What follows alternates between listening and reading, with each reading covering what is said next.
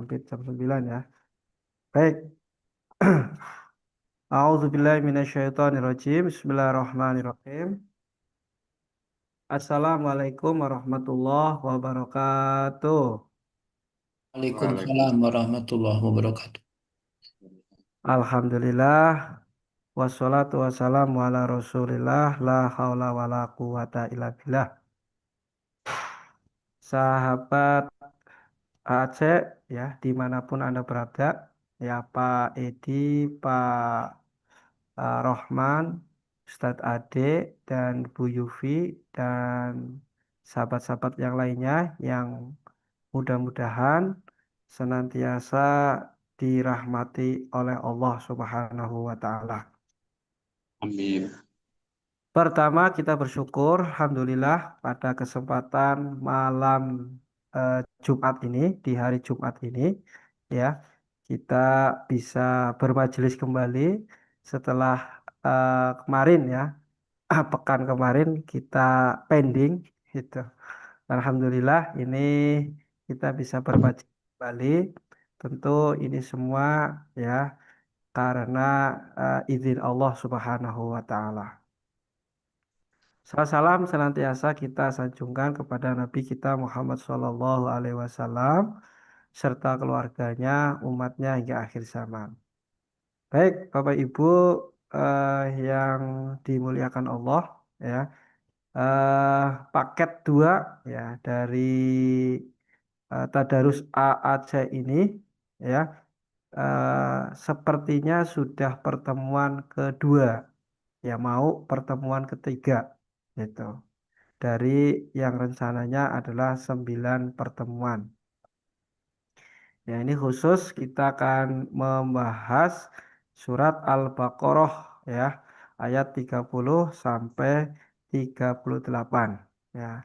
Seperti biasa, Bapak Ibu, kita akan tilawah bareng-bareng ya, membaca bareng-bareng ya dari ayat 30 sampai eh, tiga tiga ya sampai 33 mungkin atau sampai 34 ya Bapak Ibu untuk mengharap kebaikan keberkahan mari kita sama-sama ya memulai dengan membaca basmalah dan melanjut membaca surat Al-Baqarah. Bismillahirrahmanirrahim. Wa idh qala rabbuka lil malaikati inni ja'ilu fil ardi khalifah qalu ataj'alu fiha man yufsidu fiha wa yasfiku dima wa nahnu nusabbihu bihamdika wa nuqaddisu lak qala inni a'lamu ma la ta'lamun. وعلم آدم الأسماء كلها ثم عرضهم على الملائكة فقال أنبئوني بأسماء هؤلاء إن كنتم صادقين قالوا سبحانك لا علم لنا إلا ما علمتنا إنك أنت العليم الحكيم Shadaqallahul Adzim. Alhamdulillah ya kita sudah sama-sama membaca surat Al-Baqarah ya, ayat 30 sampai ayat 32 ya. Langsung saja ya. Ustadz Toha sudah siap Ustadz Toha? Oke, siap Ustadz Mufrati. Nah, Alhamdulillah ya. Ini baru saja uh, mengajar, ini mengajar kembali ya. Mudah-mudahan tetap sehat ya. amin, amin. Oke, langsung saja kami berikan waktu dan tempat kepada beliau Ustadz Ahmad Hafaz. Monggo. Maturnuwun Ustadz Mufrati. Ya. Ini Assalamualaikum warahmatullahi wabarakatuh. Waalaikumsalam warahmatullahi wabarakatuh. Allah wabarakatuh. Bismillah, walhamdulillah, wassalatu wassalamu ala rasulillah, wa ala alihi wa sahbihi wa mawalah, la haula wa la quwata illa billah, amma ba'du. Terima kasih Ustadz Mufrodi. Ya, jadi kemarin sempat break, Ustadz Mufrodi lagi kurang sehat. Ya, jadi maklum kepala sekolah baru. Ya. Jadi kepala sekolah di dua tempat dan jaraknya lumayan jauh. Jadi satunya di Waduk Cajaban, mungkin kalau nanti teman-teman ke Tegal, itu di Tegal ada namanya Waduk Cajaban. Waduk Cajaban itu waduk yang diresmikan langsung oleh Presiden Soekarno. Oh, Nah, konon ada ceritanya ketika ini ya, ini kita kan negeri penuh dongeng ya.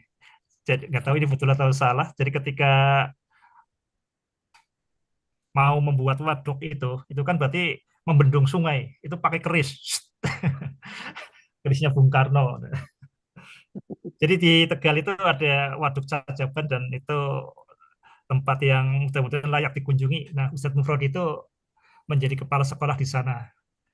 Jadi ada rencana juga tuh mudah-mudahan nanti membuat kamp santri di sana. Ya di dekat Waduk Cajaban. Itu ini tempat yang lumayan jauh dari tempatnya Ustadz Mufrodi. Jadi kalau aktivitas sehari-hari itu beliau di Kota Tegal. Nah, sementara sekolah barunya itu di dekat Cajaban itu Kabupaten Tegalnya lumayan ke selatan jauh. Kemarin sakit karena mungkin masih adaptasi. Dan alhamdulillah beliau sekarang sehat walafiat. Dan ini keberkahan ini ya, Ustadz Murad itu ujuk-ujuk diminta jadi kepala sekolah. Luar biasa. Nah, ini yang sahabat mudah-mudahan bisa ini ya sekedar cerita ini. Saya senang sekali kemudian ketika beliau itu Ustadz Mufrad itu di sana kepala sekolah baru itu membawa semangat AC.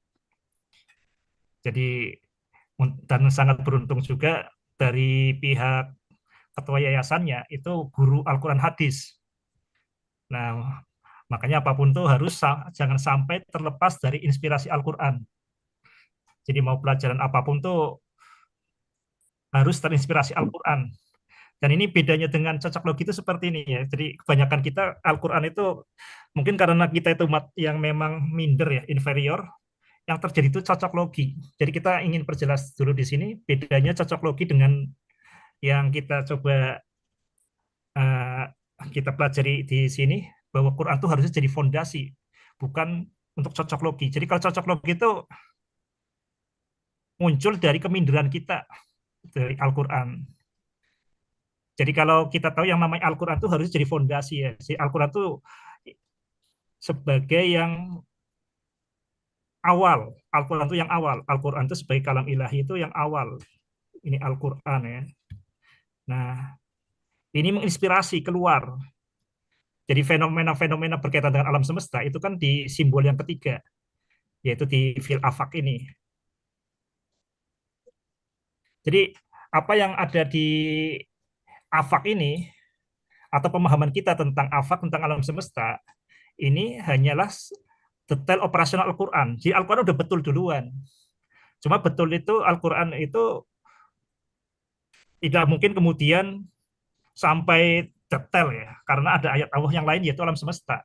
Tapi panduannya itu adalah Al-Quran.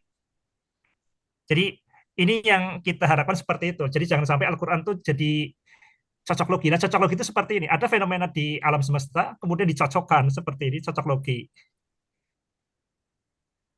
Nah, cocok logi itu muncul dari keminderan kita. Dari Al-Quran. Oh, ini Al-Quran itu benar ya. Jadi semangat untuk membuktikan iman. Itu makanya muncul cocok logi ya. Ini semangat pembuktian iman. Karena kita itu ragu dengan iman kita, itu kalau ragu dengan iman kita ya itu bertentangan secara istilah ya. Kayak namanya iman itu kan yang dipercaya ya nggak ada keraguan. Nah ini semangat pembuktian iman ini antara lain yang munculkan cocok logi. Jadi yang penting di sini itu adalah mana yang membuktikan, mana yang untuk dibuktikan. Jadi mana yang utama, mana yang penjelas. Al-Quran ini seharusnya adalah yang utama. Ini yang utama. Nah, penjelasnya itu adalah apa yang ada di alam semesta. Itu yang kita harapkan adalah polanya seperti ini.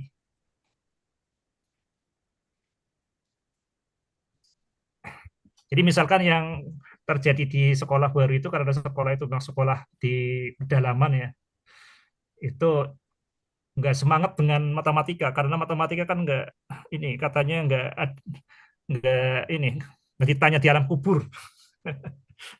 Jadi pertanyaan untuk hidup nggak bukan pertanyaan ketika nanti kematian. Nah, ini bagaimana mengatasi masalah seperti itu? Itu sangat ampuh kalau kemudian bahwa yang namanya matematika berhitung itu adalah yang disampaikan kali pertama Allah Subhanahu wa taala kepada Nabi Adam dan itu ada di hadis yang hasan kualitasnya ya, hadis yang layak kita gunakan untuk referensi. Jadi ada dua masalah di pendidikan kita. Yang pertama kan berkaitan dengan inspirasi dan motivasi.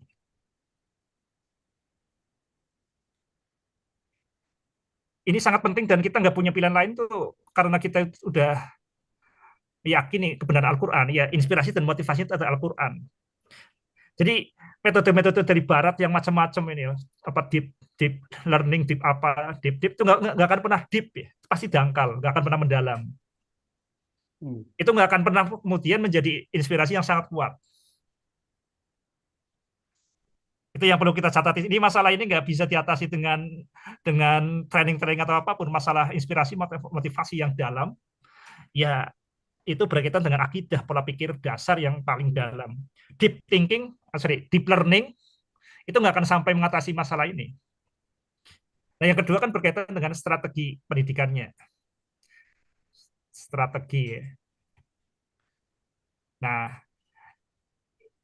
ini kenapa kita kemudian tidak tidak kemudian mencari sumber inspirasi di Al-Quran, termasuk juga sumber strategi di Al-Quran. Nah, itu yang menjadi alasan juga kenapa ayat-ayat cerita yang kita angkat itu berkaitan dengan Nabi Adam. Karena Nabi Adam itu adalah Nabi yang pertama dan perintah Allah yang pertama adalah berkaitan dengan encoding. Nah, jadi mudah-mudahan bisa sahabat semua bisa tahu why-nya ya. Mengapanya mengapa kita memilih ayat-ayat cerita berkaitan dengan Nabi Adam. Oke. Jangan berharap anak-anak itu bisa belajar Al-Quran secara antusias kalau kemudian itu tidak terikat dengan urusan akhirat.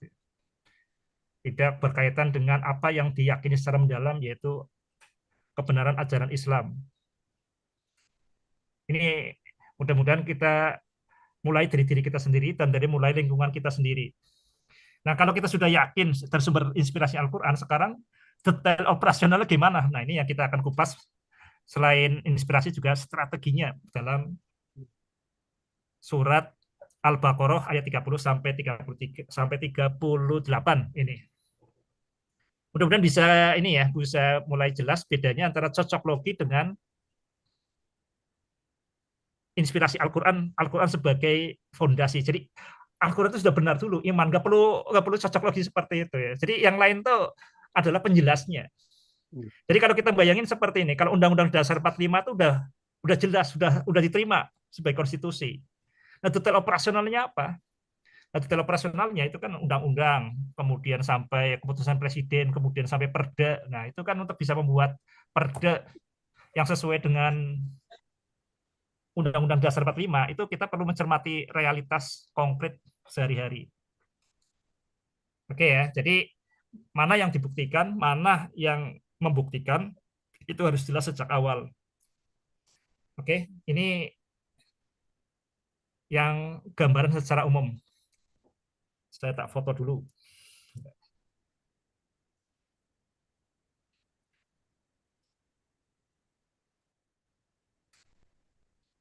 Oke, mungkin ada yang mau disampaikan sebelum kita masuk ke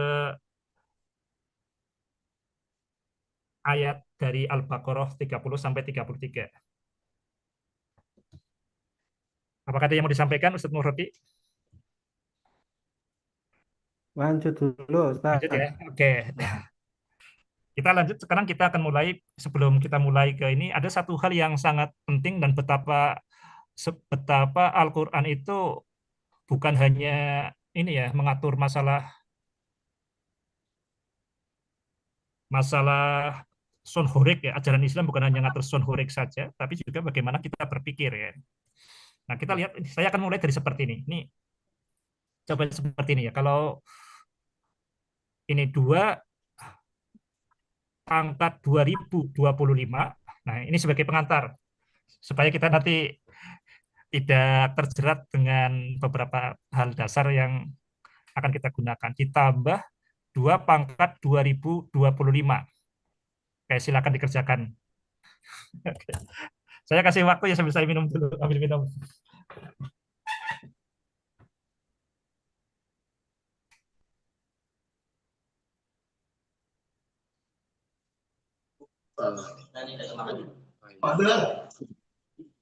Kau berhasil menemukan. Kenapa? Banyak mabok. Bahas acara iya, bahas dekorasi iya, bahas sama yang itunya iya. Gak boleh jurus. Ini Abi makan sisa dulu. Ini kalau yang Ustadz Fatur Rahman ini enggak ini ya, kita dianggapnya enggak ikut ya, pasti terlalu gampang. Yang teman-teman yang lain mungkin. Kenapa? Ini kita akan perjelas pola pikirnya ya. Jadi kita nggak fokus kita mudah-mudahan seperti ini. Yang jelas tuh ini perlu diingat ya. Kita jangan sampai segan-segan untuk membuang ilmu apapun yang tidak ada fondasinya, tidak ada akarnya di dalam Al-Qur'an. Matematika sebenarnya nggak ada di Al-Qur'an. Matematika yang ada itu perintah untuk berpikir. Jadi fokusnya berpikir melalui matematika, bukan sekedar memahami matematika. Ustadz Murati bisa jawab ini? Oke. Ini akan kita coba ini ya bedah untuk nanti kita pelajaran yang kita dapat di sini kita akan gunakan untuk membedah ayat-ayat cerita terkait dengan surat Al-Baqarah 31 ya. Ini akan menjadi susah kalau kita fokusnya di sini. Ya. Ini kita sebut itu sebagai sesuatu atau entitasnya. Ini namanya entitas. Entitas itu sesuatu, sayunnya. Kalau kita fokusnya di sayunnya, 2 pangkat 2025. Itu artinya 2 kali 2 kali 2 kali 2 kali 2 kali 2 kali 2 kali 2 kali 2 sampai subuh nggak selesai. Itu baru nulisnya, apalagi ngitungnya. Itu di entitasnya. Ini juga namanya entitas ya. Ini ada entitas, ada entitas. Ini entitas 1, entitas 2. Ini pentingnya kita belajar Al-Qur'an. Ini satu tujuannya itu adalah bagaimana supaya pikiran jernih. Sehingga ketika kita belajar matematika, belajar sains atau apapun tuh lebih jernih, lebih kokoh. Kalau kita fokusnya di entitas, ya stres. Jadi di matematika dan ilmu apapun sebenarnya fokusnya tuh jangan di entitas. Fokusnya adalah di sini. Di hubungan, di relationship-nya. Relationship-nya, di hubungannya. Bukan di entitas. Jadi kita memahami hubungannya itu apa. Ini hubungannya adalah hubungan tambah. Entitas tuh bisa apa saja di sini. Kita entitas bisa kita mudahkan. Misalnya di sini anggap saja ini adalah bola. Jadi entitas ini kita bola. Kita berikan anjak sebagai bola ya. Bola ditambah bola. 1 bola ditambah 1 bola. Ya berarti ada 2 bola. Ada 2 bola. 2 bola. Bolanya adalah 2. Nah. Ada 2 bola. Berarti 1 bola ditambah 1 bola itu 2 bola. Berarti 2 kali 2 pangkat 2025. Nah di sini ada 1 pangkat 1 itu bersembunyi. Ini bukannya tidak ada, tapi karena saking pentingnya itu maka nggak ditulis. Jadi sesuatu yang tidak ditulis seringkali bukan karena nggak penting, justru kadang-kadang saking pentingnya. Jadi kita lihat misalkan seperti ini. Pernah nggak misalnya ada pendaftaran siswa baru suatu sekolah, suatu pesantren disebutkan syarat manusia, syarat masih hidup, nggak ada. Jadi walaupun nggak disebut syarat manusia, kita misalkan kalau ada yang membawa kambing mau didaftarkan ke pesantren, ya ini dikirain mau daftarin kurban kan, nggak mungkin didaftarin jadi santri.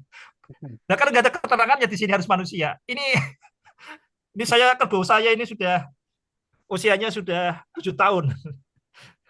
Nah, jadi kita harus hati-hati. Jadi ini yang di bab ini sangat luar biasa ya. Makanya sangat pas.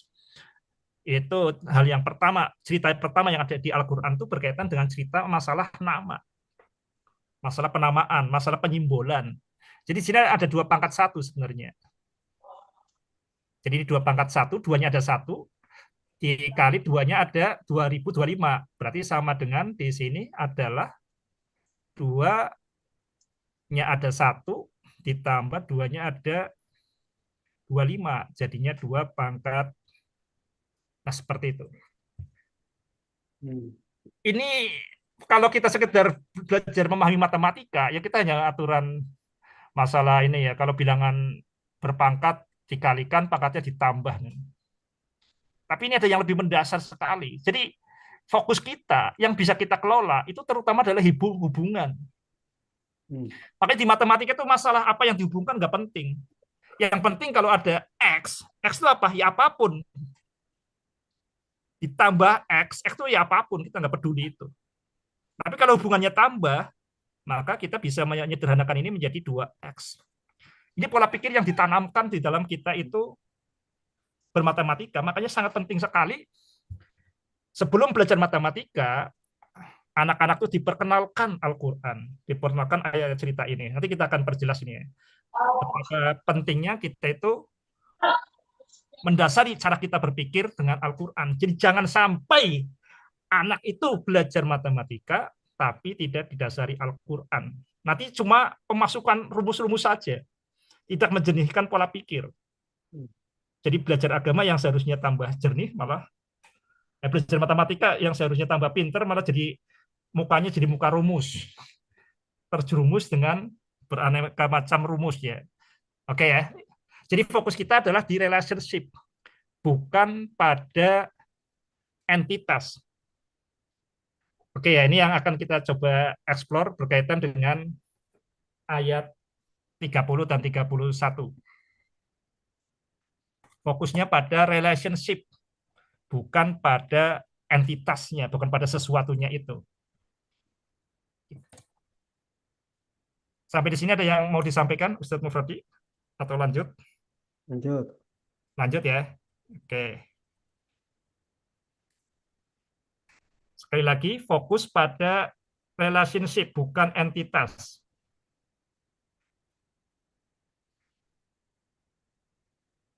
Ini saya teringat ketika ini ya, ketika anak saya itu misalnya ini contoh kalau fokusnya di entitas. Jadi anak saya waktu itu Abim waktu itu misalnya ada soal seperti ini nih. Ada soal seperti ini. 2 duren ditambah 3 durian sama dengan berapa ya kan? Sama dengan apa gini? Titik-titik. Pusing dia tuh. Durian itu apa? Durian itu apa? Jadi fokusnya di entitas. Durian itu apa? Nah, seketika kita ganti, jangan pedulikan durian, kita ganti ini menjadi 2 salak, ditambah 3 salak, ini nggak sampai 2 menit, langsung nggak sampai 2 detik langsung kejawab 5 salak. Nah, itu betapa kita mengubah dari entitas ke relationship yang tadinya fokusnya di entitas, di sesuatunya, tapi kita kemudian beralih ke hubungannya, jadi mendadak jadi lebih mudah. Oke, dan kita nanti akan sering sekali kita di umat Islam itu banyak menjerumuskan kita pada entitasnya itu apa. Padahal yang bisa kita kelola sebenarnya di pikiran kita terutama adalah hubungannya itu bagaimana. Kita akan lanjut di surat ayat yang ke ini ya. Pertama kita baca Bismillahirrahmanirrahim. Misalnya di sini wa idz qala Wa idz qala rabbuka lil malaikati inni ja'ilun fil ardi khalifah. Kalau kita fokusnya di entitasnya, Allah itu bagaimana? Malaikat itu bagaimana? Ya sampai kiamat ya akan pada tahu kita. Kalau kita di sini kan kemudian Allah untuk menjerumuskan kita untuk fokus pada entitas, bagaimana kita menyembah Allah kalau kita tidak tahu bagaimana Allah? Itu yang kemudian kita akhirnya memikirkan Gusti Allah. Jadi ibaratnya kalau terus bagaimana? Ya yang kita pikirkan adalah sebenarnya ya kalau kita bayangkan seperti inilah. Kalau ada seorang pembantu itu sampai mengenali majikannya itu sampai detail. Nomor PIN-nya berapa? PIN kartu ATM-nya berapa? Nomornya kemudian dia itu kontaknya siapa saja. Itu kan namanya pembantu yang kurang ajar. Malah mempelajari tuannya. Pembantu yang baik itu kan adalah apa yang harus dilakukan, apa yang diperintahkan oleh majikannya. Jadi majikan ke saya, fokusnya di hubungan antara saya dan majikannya. Itu apa yang saya lakukan, bukan kemudian itu mengotak-atik itu majikannya apa dan bagaimana. Itu namanya pembantu yang kurang ajar, fokus di entitas itu. Nah, seperti ini pula. Kita yang penting adalah di sini adalah Allah Subhanahu wa taala berkata kepada malaikat, wa idz qala rabbuka lil malaikati. Nah, kita akan perjelas dulu di sini. Jadi Allah itu berkata kepada malaikat. Di sini ada transfer informasi. Transfer informasi ke malaikat. Wa idz qala rabbuka lil malaikati. Jadi kita fokusnya adalah apa yang disampaikan Allah kepada malaikat. Allah itu bagaimana, malaikat itu bagaimana. Ini akan sangat susah kalau ini akan menjadi mudah kalau kita itu anak itu belajar matematika. Kita di matematika XY itu nggak penting XY itu apa, yang penting hubungannya. Jadi Allah itu menyampaikan kepada malaikat. Terus apa yang bisa menginspirasi kita? Fokusnya adalah seperti itu ya. Jadi Al-Qur'an ini apa yang bisa menginspirasi kita? Wa idz qala rabbuka lil malaikati inni ja'ilun fil ardi khalifah. Qalu ataj'alu fiha may yufsidu fiha wa yasfiku dima wa nahnu nusabbihu bihamdika wa nuqaddisu lak. Nah, di situ dikatakan kita sudah bahas yang kemarin. Di sini yang disampaikan ke Allah kepada malaikat itu bukan ini ya. Ini kalau kita lihat di sini kita akan perjelas sendiri. Ini bukan ini aj'alu. Jadi kalau bahasa yang biasa ini kan kalau kita belajar bahasa Arab yang pertama ya kita ini aj'alu ini bentuk fi'il mudhari. Fi'il mudhari itu fi'il yang berkaitan dengan masa kini dan masa ke depan. Sesungguhnya aku akan menjadikan itu kan. Tapi di sini adalah ini ja'ilun. Ini ja'ilun fil ardi khalifah. Ini bukan pakai bentuk ini. Tapi adalah ini ja'ilun. Jadi bayangkan seperti ini ya. Jadi kalau aj'alu itu saya menjadikan, aku menjadikan. Kalau ja'ilun adalah penjadi. Nah ini enggak ada di bahasa Indonesia ya. Ini ja'ilun. Jadi seperti ini. Kalau saya mengatakan seperti ini, saya akan melukis. Saya akan melukis gua hantu. Nah, saya akan melukis gua hantu. Kalau di situ tuh ada kemungkinan tidak jadi melukis. Tapi kalau saya adalah pelukis gua hantu, itu lebih pasti lagi. Jadi di sini ini ja'ilun fil ardi khalifah itu sudah tidak ada peluang lain kecuali memang ini pasti dilakukan. Ini ja'ilun fil ardi khalifah. Jadi Allah itu pasti ya, aku akan menjadikan Nabi Adam itu sebagai khalifah, sosok seorang khalifah. Nah, kemudian dilihat di sini malaikat itu protes ya. Protesnya ada dua di sini. Jadi kita bisa lihat di sini protesnya malaikat itu ada dua. Qalu ataj'alu fiha. Nah, ini bahasanya ataj'alu, Kak. Qalu ataj'alu fiha may yufsidu fiha wa yasfiku dima.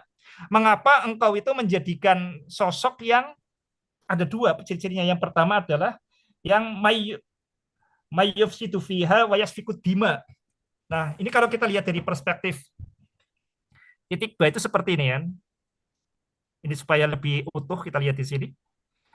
Protesnya malaikat yang pertama itu adalah yang membuat kerusakan di simbol 1, yaitu di alam semesta. May yufsidu fiha, jadi yang membuat kerusakan, fasad, yufsidu. Nah, jadi sosok yang merusak, yufsidu fiha. Kalau merusak yufsidu fiha itu berarti merusak di objeknya. Objek yang harus dikelola itu kan memakmurkan dunia, tapi ini akan dirusak. Yufsidu fiha. Jadi sosok yang akan merusak. Dan yang kedua itu wayasfiku dima. Wayasfiku dima itu berarti memuntahkan, ini ya, mengalirkan darah. Itu berkaitan dengan simbol 1, dengan simbol manusia itu sendiri. Ini kan fil afak ya, simbol 3. Jadi makhluk yang tadi mau menjadikan khalifah itu mempunyai ciri merusak alam semesta, fil afak, dan dia itu akan membunuh juga sesamanya, wayasfiku dima. Jadi menumpahkan darah. Dima itu darah. Nah, ini yang diprotes malaikat ini punya karakter 2 ini, di simbol 2 ini merusak, simbol 3 merusak. Padahal malaikat kemudian mengakui kesungguhannya, dia itu hanya mengikuti saja bahwa kami adalah yang wa nahnu nusabbihu bihamdika wa nuqaddisu lak. Kalau yang namanya malaikat kan hanya bertasbih di sini, hanya berzikir saja. Jadi kemampuan malaikat itu berkaitan itu ya hanya berzikir saja. Jadi berkaitan dengan simbol 1 saja, zikir ya. Subhanallah, subhanallah di sini. Jadi berkaitan dengan tasbih. Jadi keunggulan malaikat itu seperti ini, kalau kita bisa di dalam perspektif tiba. Saya ini memiliki keunggulan di tasbih. Kami para malaikat itu memiliki keunggulan di tasbih. Subhanallah, subhanallah, seperti itu. Sementara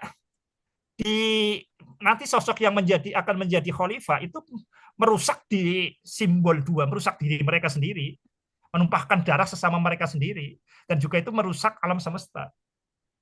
Nah, ini bisa dijelaskannya seperti ini. Dan nanti kita akan lihat apa yang dikatakan oleh malaikat itu memang benar. Nanti tidak lama dengan di sini kan nanti ada pertumpahan darah antara Habil dan Qabil di sini. Ada penumpahan darah antara Habil dan Qabil. Nah, itu kan. Oke. Bisa ditangkap di sini ya. Jadi keunggulannya malaikat itu bertasbih. Jadi seolah-olah itu yang untuk mengelola bumi, menjadi wakil Allah di muka bumi, itu cukup keahlian untuk berzikir saja, zikrullah.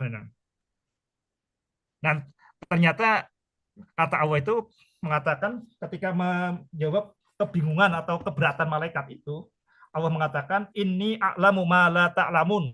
Sungguh aku itu lebih tahu apa yang kamu tidak tahu.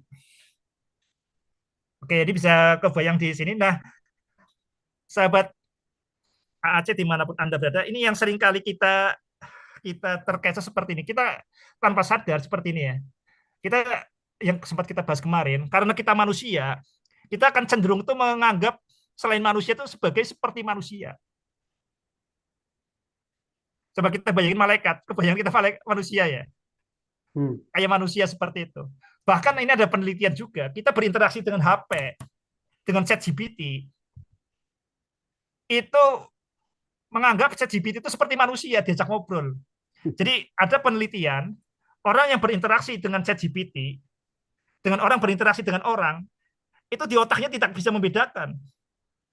Jadi berinteraksi dengan ChatGPT, kita menganggap ChatGPT itu kayak orang. Coba teman-teman bisa merasakan ini ya, kalau misalkan bertanya dengan Gemini AI ya, ChatGPT itu kan rasa kita berinteraksi dengan orang. Ketika kita bertanya kadang-kadang enggak, nanti kalau saya bertanya ini nanti menyakiti hatinya apa enggak ya, seperti itu. Padahal ini mesin itu.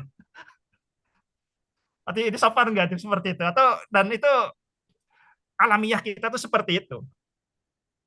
Jadi makanya kemudian kalau sampai ada SpongeBob itu kan ini ya, spon di laut itu kan kayak jadi orang gitu.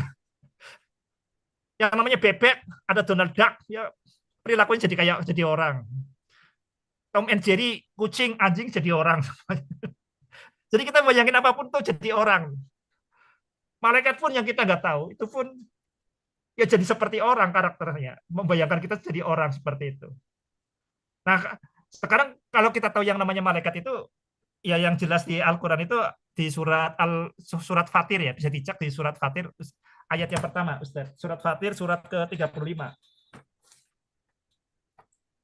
Surat ke-35. Di ayat pertama, Ustaz. Silakan dibaca.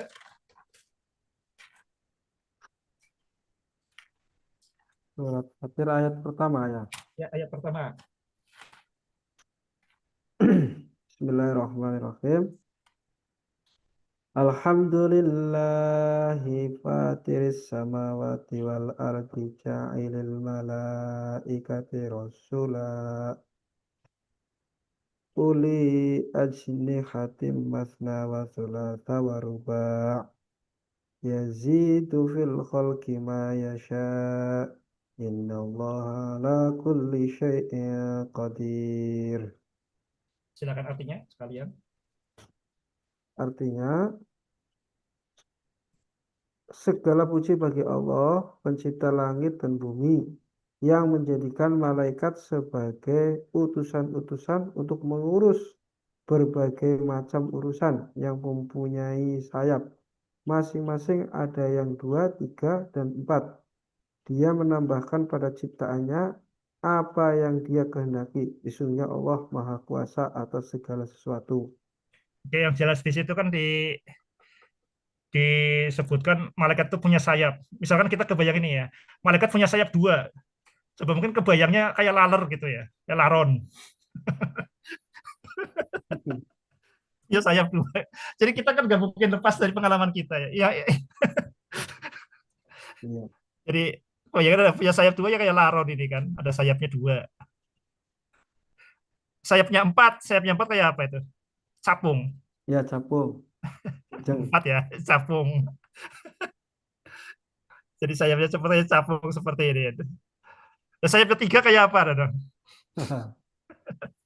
Nah, itu yang kita tanpa sadari. Kita tuh sebenarnya memproyeksikan pemahaman kita ke hal-hal yang gaib.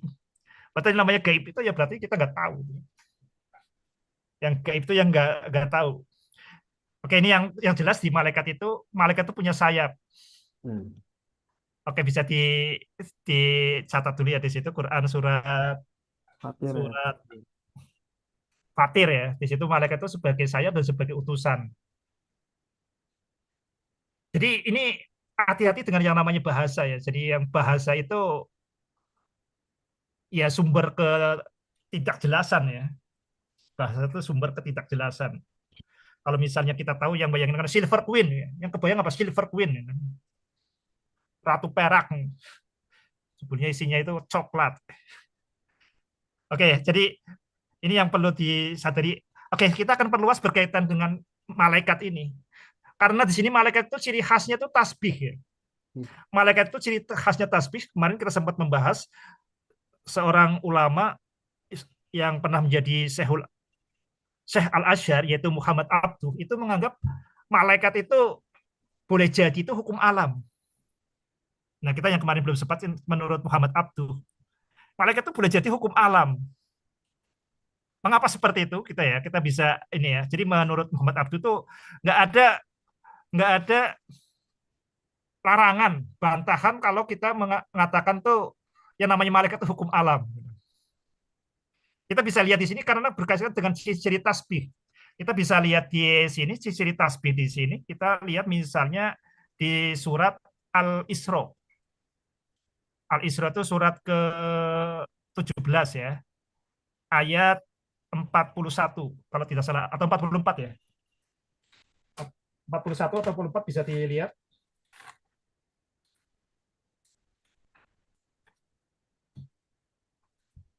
Ayat 44 ya.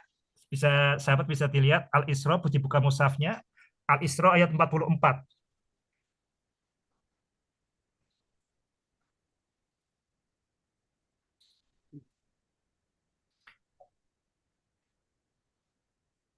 Tusabbihu lahus samawati sab'u wal ardu wa man fihin. Wa in min shay'in illa yusabbihu bihamdihi walakin la tafqahuna tasbihahum innahu kana haliman ghafura. Apakah udah ketemu Ustaz Mufradi? Ya, ada kamu. Oke, silakan dibaca. Tusabbihu lahus samawatus sab'u wal ardu wa man fihinna wa in min syai'in illa yusabbihu bihamdihi walakin la tafqahu tasbihahum innahu kana haliman ghafura. Artinya maha suci. 44 ya. 44. Langit yang 7, bumi dan semua yang ada di dalamnya senantiasa bertasbih kepada Allah. Tidak ada sesuatu pun kecuali senantiasa bertasbih dengan memujinya. Dia maha penyantun lagi maha pengampun. Di sini ada kata-kata di sini la tafqahuna tasbihahum. Jadi semua kalau di sini ini semua kita mulainya dari pendekatan secara global dulu. Jadi keseluruhan langit yang 7 ya. Jadi keseluruhan langit yang 7 itu semuanya bertasbih. Tusabbihu lahu dan bertasbihlah kepada Allah. Tusabbihu lahu samawatus sab'u. Jadi kita mulai dari keseluruhan. Jadi keseluruhan langit yang 7 dan apa yang ada di dalamnya itu semuanya bertasbih. Tapi di sini dikatakan la tafqahuna tasbihahum. La tafqahuna tasbihahum. Jadi mereka itu tidak tasbihahum. Mereka tidak, tapi kamu la tafqahuna, engkau tidak fikih ya, tidak mengetahui tasbihahum, tasbih mereka. Jadi semua yang ada di alam semesta itu semuanya bertasbih, tapi kita itu tidak tahu tasbihnya. Coba kalau kita kebayang tasbih, apa yang kepikir di otak kita? Secara visual, mata kita akan melihat tasbih itu mungkin seperti ini ya. Ini tasbih kan? Ini tasbih. Ini visual kita. Mata kita kelihatan tasbih seperti ini. Telinga kita, ini kalau yang samia apa basoriatnya seperti ini visualnya. Kalau telinga kita, ya tasbih mendengar kita ya subhanallah, subhanallah, subhanallah seperti itu kan. Jadi seolah-olah nanti semuanya batu-batu itu membaca subhanallah, subhanallah. Nah itu bahasa itu kemudian membatasi kita. Ingat, tapi di sini kan lataf bahuna tasbihahum. Maka di sini kalau kita tahu yang namanya ada yang kemudian yang memahami ini bahwa semuanya itu adalah energi. Jadi kita tahu di balik semua materi, alam semesta itu materi, benda ya zat, itu yang lebih dalam ya, materi itu sebenarnya adalah energi. Energi itu apa? Energi itu frekuensi. Energi itu frekuensi, misalkan di sini ya HF seperti energi itu adalah ada frekuensi. Jadi semuanya adalah frekuensi itu apa? Energi frekuensi itu karena itu semuanya itu ada getarannya, semua itu bergetar. Jadi kalau kita lihat semua yang namanya kita lihat ini ya atom-atom, elektron-elektron itu sebenarnya itu getaran, makanya gelombang itu getaran. Jadi semua itu bergetar. Dan bagi kita yang mempelajari fisika, yang kita mentok-mentoknya itu bahwa semuanya itu adalah energi. Itu mentok. Persamaan gelombang. Jadi suara saya bisa sampai ke teman-teman, ya ini karena energi. Tadinya energi saya, dari suara saya ini berupa gelombang mekanik ya, getaran udara, kemudian diubah menjadi 0101, kemudian dikirim dengan fiber optik ya sebagai gelombang elektromagnetik, kemudian dan seterusnya itu semuanya adalah energi. Itu mentoknya ilmu fisika seperti itu. Makanya pentingnya kita baca Al-Quran, kita tidak mentok oleh fisika. Jadi semuanya adalah la tafqahuna tasbihahum. Jadi apapun yang di alam semesta ini semuanya itu bertasbih. Nah ini yang menjadi dalil bagi Muhammad Abduh itu bahwa boleh jadi yang disebut malaikat itu adalah hukum alam. Jadi semuanya bertasbih. Jadi kita sering juga mengatakan ini kan kalau di hujan itu ada malaikat gitu kan setiap butiran hujan. Jadi ini yang hendak saya sampaikan di sini, maksudnya apapun yang kita bayangkan tentang hal yang gaib, ya tidak seperti yang dibayangkan. Jadi kita diarahkan di Al-Quran itu, Al-Quran menyebutkan bahwa semuanya bertasbih. Setelah itu kita mempunyai bayangan tasbih kan, oh, tasbih, subhanallah subhanallah, tapi kemudian dikatakan la tafqahuna tasbihahum, tasbihnya nggak seperti bayangan kamu. Jadi kita diajak berimajinasi, setelah itu kemudian jangan kemudian kita tuh mendewakan, mengagungkan atau mengkultuskan imajinasi kita. Jangan terbelenggu dengan imajinasi kita. La tafqahuna tasbihahum. Nah, ini yang mudah-mudahan menjadi awal pemahaman kita, karena kita di sini bahasnya berkaitan dengan malaikat dan dialog dengan Allah Subhanahu wa taala. Mudah-mudahan kita itu kemudian tidak terkurung oleh imajinasi kita sendiri. Oke, kita lanjutkan sekarang ke ayat 31 ya Ustaz ya. Ya, Oke, silakan kita baca sama-sama dipimpin Ustaz Mufrodi, silakan Ustaz. yuk kita baca teman-teman. Bismillahirrahmanirrahim. Wa 'allama Adamal asma'a kullaha summa radahum 'alal malaikati faqala anbi'uni bi asma'i haula'i in kuntum shadiqin. Artinya, dia mengajarkan kepada Adam nama-nama benda seluruhnya. Kemudian ia memperlihatkannya kepada para malaikat seraya berfirman, sebutkan kepadaku nama-nama benda itu jika kamu benar. Oke, ini sangat menarik dan ini sangat ini ya dasarnya kita ini fondasinya kita berpikir ini luar biasa banget ya. Di sini di ujung ayat sebelumnya dikatakan ini a'lamu ma la ta'lamun. Nah, kita lihat di sini kan sebelum ayat itu di ujungnya ada ini sesungguhnya aku Allah a'lamu ma la ta'lamun. Sesungguhnya aku mengetahui, a'lamu itu bisa artinya aku mengetahui, bisa aku lebih tahu atau aku paling tahu pun bisa ya, nanti tergantung konteksnya. Ini a'lamu ma la ta'lamun. Aku itu berilmu yang kamu tidak berilmu, seperti ini ya. Jadi ada tahap tertentu itu sebenarnya tidak perlu dijelaskan ya. Ini yang perlu disadari supaya kita nggak stres sebagai ini ya, kita jadi guru ataupun jadi apapun. Banyak hal tuh kita nggak bisa menjelaskan. Kenapa? Karena memang mentok. Ilmu lawan bicara itu mentok ya. Belum. Jadi misalkan seperti ini akan contoh yang sangat sederhana berkaitan dengan pemahaman bilangan. Jadi kalau kemudian kita ke anak kelas 2 SD, kita hanya tahu bilangan asli, misalkan seperti ini, kita hanya tahu bilangan asli. Ini tahu bilangan asli, bilangan natural, bilangan asli. Maka ketika ditanyakan misalnya 3 dikurangi 4, ya dia mentok. Ya nggak bisa, ya kita nggak bisa menyalahkan dia ya, karena dia itu domainnya di situ, kita nggak bisa menyalahkan. Kita nggak bisa menyalahkan seperti ini karena ya itu wilayahnya seperti itu. Ini a'lamu ma la ta'lamun. Ya, jadi tapi kita guru nggak bisa mengatakan seperti itu. Saya tahu apa yang kamu nggak tahu. Ini kalau kita di bilangan asli, bilangan natural.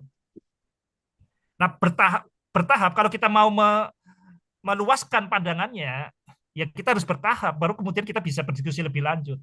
Kita perlu perluas di sini ke bilangan cacah, kita melibatkan bilangan 0. Kemudian kita luasin ke bilangan bulat, integer. Nah, kalau kita hanya sampai dibilang integer, ditanyakan misalnya 4 dibagi 7, ya nggak bisa. Ya itu betul, kalau kita wilayah di integer ya, nggak bisa disalahkan. Jadi kalau malaikat kemudian bertanya bingung, ya itu seharusnya seperti itu. Karena domainnya seperti itu. Nah, kalau kemudian kita perluas berikutnya di bilangan di atas ini, di bilangan rasional, baru kita akan bisa memahami, oh, ternyata 4 dibagi 7 itu bisa. Dan seterusnya seperti ini ya. Jadi peluasan seperti ini. Jadi kita tuh, otak kita itu ya terkurung oleh bahasa yang ada di dalam diri kita. Otak kita tuh terkurung oleh imajinasi, otak kita tuh terkurung oleh bahasa. Jadi ini yang perlu kita sadari ya. Jadi kita membayangkan kita malaikat ya pasti kita ada bayangan seperti itu. Makanya tepat sekali di sini kita bisa pahami Allah itu mengatakan kepada malaikat ini a'lamu ma la ta'lamun. Jadi malaikat tahunya di sini. Misalkan seperti ini. Tidak tahu yang lain. Oke. Nah, kita akan lihat bagaimana kemudian Allah Subhanahu wa taala itu mengajari malaikat supaya memperluas batasnya. Paling tidak menyadari bahwa dirinya itu tidak tahu. Walaupun malaikat itu nanti tidak menjadi tahu, jadi malaikat tidak menjadi tahu. Jadi al-malaikat itu tidak menjadi tahu, tapi malaikat itu tidak menjadi tahu. Tapi yang penting malaikat itu sadar dirinya tidak tahu. Ini yang ada di dalam ayat berikutnya. Ini yang disadari seperti ini. Jadi di sini dikatakan di sini Allah Subhanahu wa taala itu membagi di sini menjadi 2 kelompok. Jadi kalau di dunia penelitian itu ada namanya, kita supaya jelas ya. Supaya jelas kita perlu pembanding. Seringkali kalau kita hanya satu itu kita jadi nggak ada pembandingnya. Kalau tidak ada pembandingnya itu lebih susah untuk ditangkap. Otak kita tuh akan mudah menerima informasi itu dengan berpasangan. Jadi cangkolannya apa? Misalkan seperti ini, kalau kita mau mengajari pengurangan, ya jangan ujuk-ujuk pengurangan. Ini cangkolannya apa? Cangkolannya penjumlahan. Harus ada pembandingnya seperti itu. Kalau kita mengajari penjumlahan, ya kita nggak bisa ujuk-ujuk. Ini cangkolannya apa? Cangkolannya menghitung satu-satu. Jadi selalu seperti itu. Otak kita tuh bekerja itu yang namanya berpikir ya, itu dengan membandingkan. Berpikir itu tanpa membandingkan. Kalau hanya satu hal tuh kita nggak bisa berpikir, namanya kita bisa berfokus ya, itu namanya berzikir. Kalau saja satu titik. Berpikir terjadi ketika ada 2 hal. Itu yang perlu kita sadari, namanya makanya ada istilah ini kan, eh, distinguo ergo cogito. Membedakan maka aku berpikir. Ergo cogito. Nah, supaya mengajak bagaimana malaikat itu berpikir tersadar, itu kemudian Allah Subhanahu wa taala itu menjadikan 2 kelompok. Jadi di sini ada yang ini semuanya sudah sarjana ya Ustaz ya. Alhamdulillah. Nah, saya foto dulu. Bisa dicatat dulu silahkan.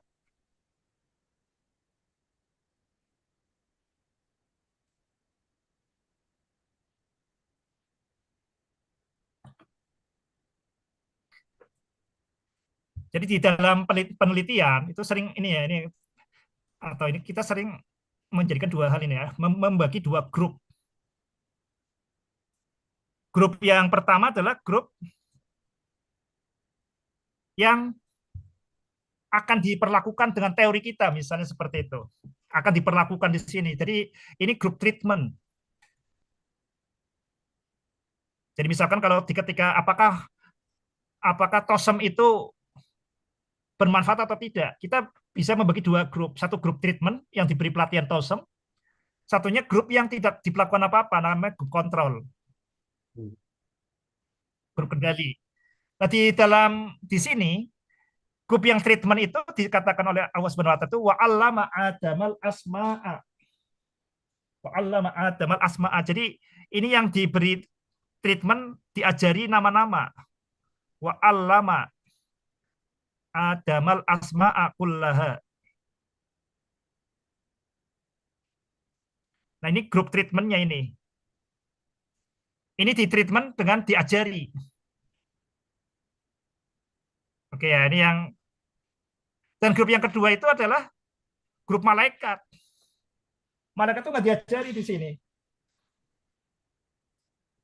Tapi malaikat ini yang tidak diajari itu disuruh kemudian untuk mengucapkan nama-nama. Ini grup malaikat.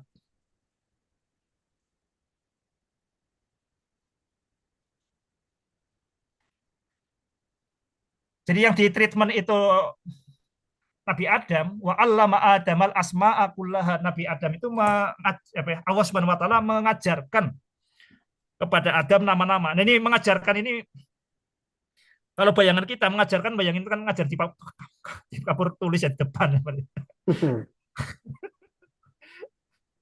Nah, kalau kita bisa membayangkan mengajarkan itu yang kebayang kalau sekarang di era algoritma sekarang mengajarkan itu kita bisa kan memprogramkan, memasang aplikasi di dalam diri Nabi Adam.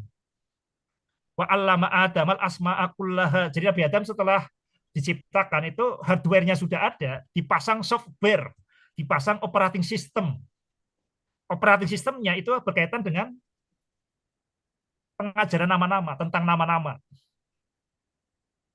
Ini yang baru mulai jelas itu sekarang. Jadi sekarang ketika di AI, era AI itu kan sebenarnya berkaitan dengan era bahasa, ngotak-atik bahasa. Jadi kalau bahasa manusia itu pakai huruf-huruf seperti ini, sebenarnya bahasa manusia kan ucapan ya, ao bunyi-bunyian kayak gini. Ini kemudian diterjemahkan ke dalam huruf-huruf.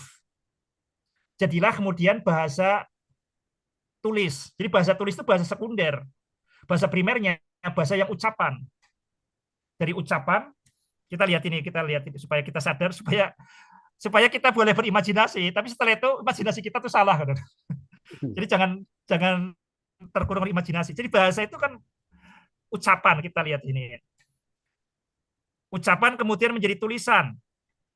Tulisan itu berupa huruf. Nah, supaya bisa diproses oleh mesin, ini tulisannya diubah menjadi angka, menjadi 01. Jadi semua ucapan, huruf-huruf itu atau bahkan kata-kata itu ditandai dengan bilangan. Nah, ini yang diproses oleh mesin.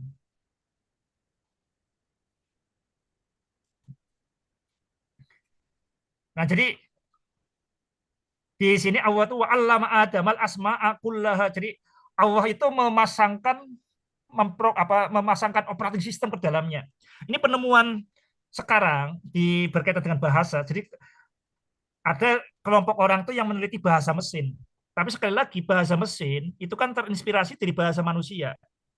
Sekarang mulai terungkap bahwa yang namanya bahasa itu bukan bagian dari manusia. Tapi ada pihak luar yang memasangkannya. Itu penelitian bahasa yang sekarang seperti itu. Dan kita nggak bisa lepas atau sangat lepas dari bahasa itu. Tapi itu bahasa itu bukan bagian dari manusia.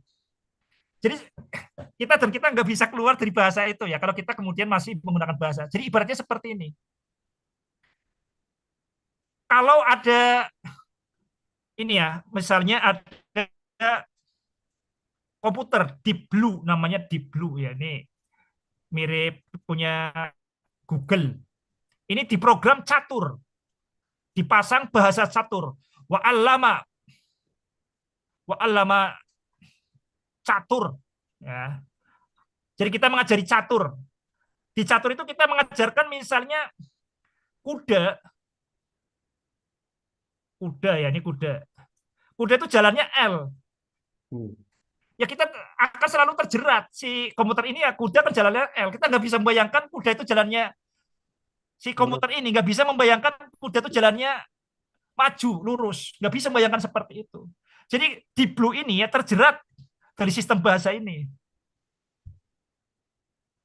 Mirip seperti itu yang penelitian bahasa saat ini. Itu manusia itu diprogram, ada yang memprogram bahasa di dalam otaknya. Bahasa itu bukan inherent, melekat dari manusia, tapi ada yang memprogramkannya. Cuma sekali lagi, ilmu manusia ya terbatas hanya seperti itu. Tidak tahu siapa yang memprogramkannya. Jadi Nggak cukup kita itu kemudian hanya mempelajari alam semesta, mempelajari matematika, logika. Kita pasti akan gagal ya, karena kita harus bertindak itu berdasarkan keseluruhan segala-galanya. Jadi makanya kita pentingnya membaca Al-Quran. Kalau di Al-Quran sangat jelas yang mengajarkan manusia itu nama-nama itu jelas adalah Allah Subhanahu wa taala. Kalau di surat Ar-Rahman itu dikatakannya Allamahul Bayan, dan Allah lah yang mengajarkan kepada manusia itu Al-Bayan. Ar-Rahman Allamal Quran khalaqal insan. Jadi manusia itu Allah itu menciptakan insan. Jadi softwarenya itu insan. Jadi softwarenya insan. Jadi ada yang mengatakan tuh manusia kan bisa disebut insan karena ciri khasnya manusia itu adalah lupa. Jadi lupa itu keunggulannya manusia. Jadi betapa kalau kita nggak lupa, bayangin misalnya kita itu memikir saat ini, kita memikirkan semua informasi, kita jeblok otak kita. Makanya penting ketika kita mendengar suara saya di sini, fokus di sini, ya lupa. Lupa misalnya lagi masak mie kan. Lupa motornya belum dikunci. Lupa dah. Ketika saya ngingetin jadi ingat kan. Jadi ini yang menyebabkan otak manusia itu sangat efisien. Jadi otak manusia itu hanya berapa watt, tapi kalau kemudian komputer bisa pengen ini ya mensimulasikan pola pikiran manusia itu perlu bertriliunan watt ya. Nah itu keunggulan manusia itu adalah insan, kalau insan. Dan setelah manusia itu insan, Allamahul Bayan diajari tentang al-bayan kemampuan berbahasa.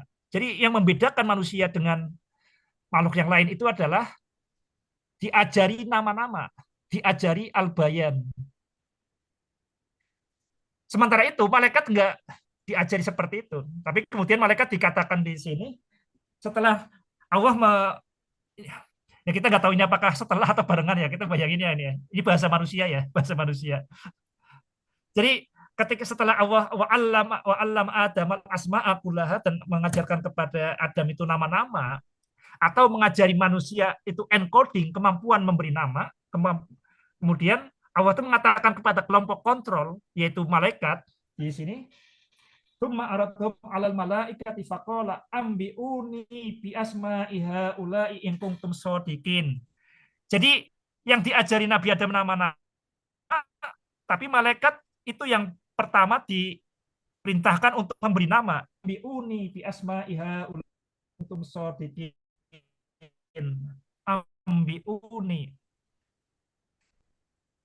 Ambiuni bi asma'i haula'i in kuntum shadiqin. Ambiuni ya,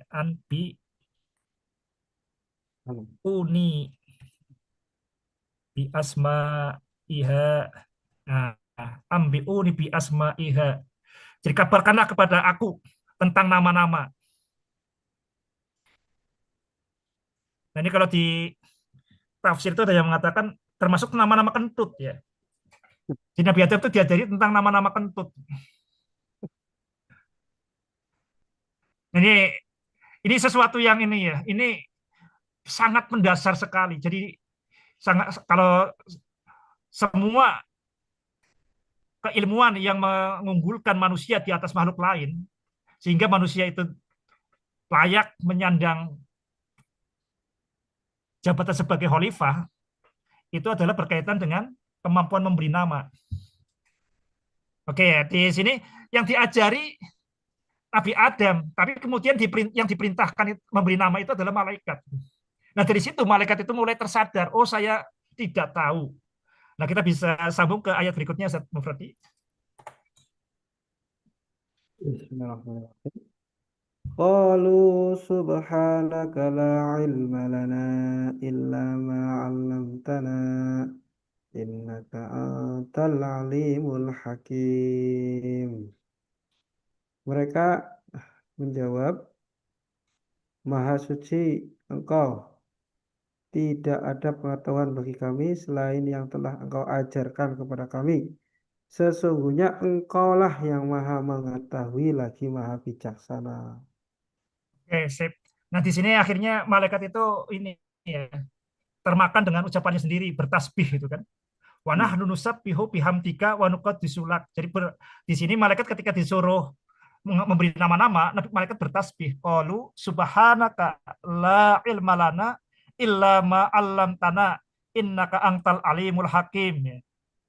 Jadi malaikat itu sudah termakan dengan ucapan sendiri. Justru karena hanya kemampuan tasbih itu, ya malaikat itu tidak layak menjadi khalifah di sini ya. Dia kemampuannya tasbih. Karena bertasbih itu menunjukkan ketidaktahuan di sini. Qalu subhanaka la ilma lana ya Allah. Aku tidaklah tahu kecuali apa yang engkau beritahu. Karena saya tidak ada programnya, ya saya nggak tahu. Plonga, plongo, plonga, plongo, kosong ya. Jadi ini menyadari ketidaktahuan, itu sangat penting. Jadi proses pembelajaran itu ya anak itu harus sampai ke tahap yang nabrak tembok. Ini penting sekali kita itu diajar itu, belajar itu yang nabrak tembok. Nabrak batasan pengetahuan kita saat ini. Ini luar biasa. Jadi ini yang sangat aneh, kemudian ada pembatasan berpikir. Berpikir tuh bebas-bebasnya, seluas-luasnya. Nah, supaya nabrak tembok, ketika nabrak tembok mulai ada kontradiksi atau apa, itu orang mulai kemudian memperluas seperti itu. Cuma malaikat itu karena nggak perlu untuk mengelola alam, ya sudah, kalau tidak tahu saja. Yang penting sadar tidak tahu. Qalu subhanaka la ilma lana illa ma 'allamtana innaka antal alimul hakim. Ini suatu pembelajaran yang luar biasa di sini ya. Jadi malaikat itu menyadari langsung dengan sesuatu yang konkret, contoh konkret. Dia mengalaminya sendiri. Ini pembelajaran yang sangat luar biasa, itu pembelajaran yang benar-benar si pembelajar itu terlibat. Kita bisa bandingkan dengan cerita Nabi Musa dan Nabi Khidir. Itu kan Nabi Musa itu mengalami sendiri apa yang dikatakan oleh Nabi Khidir. Ketika Nabi Khidir mengatakan innak lang tastati ma'iya sobro. Sungguh engkau tidak akan bersabar bersamaku. Nah, ternyata kemudian pengalamannya sendiri yang menunjukkan Nabi Musa itu tidak bersabar. Akibat dengan cara seperti itu, suatu kata itu menjadi ada bobotnya. Suatu kata itu jadi ada maknanya, bukan cuma omon-omon. Jadi kata itu bukan sesuatu yang hanya terucap karena dia ada di kertas, tapi kata itu seharusnya adalah merangkum pengalaman. Ini yang sering kita nggak disadari. Jadi suatu kata itu penting sekali itu untuk merangkum pengalaman. Kalau kata yang bukan merangkum pengalaman, yaitu gampang tertiup angin, gampang hilang. Dan ini malaikat itu mengalami sendiri. Yang dimaksud ketidaktahuannya, jadi Allah Subhanahu wa Ta'ala mengatakan, ini a'lamu ma la ta'lamun, sungguh aku tuh mengetahui apa yang kamu tidak tahu. Itu kan abstrak seperti itu. Nah, malaikat itu mengalaminya sendiri. Nah, ini tuh dasar yang luar biasa untuk pembelajaran. Sahabat Titik Berak, dimanapun sahabat Aceh, dimanapun Anda berada, ini terinspirasi ayat Al-Quran ini, makanya ini saya kan di Tegal ini bersama tim matematika titik sedang merumuskan matematika titik. Ini salah satu di sini tuh jangan sampai ada kata yang bukan rangkuman pengalaman. Misalkan ada seperti ini ya, ini bagi anak-anak ya, anak SD seperti ini. Si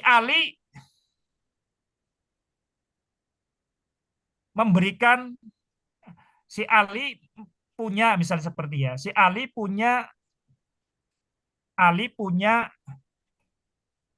7 salak. Ali kemudian memberikan 2 salak. Berapa salak Ali yang tersisa? Atau berapa sisa salak Ali?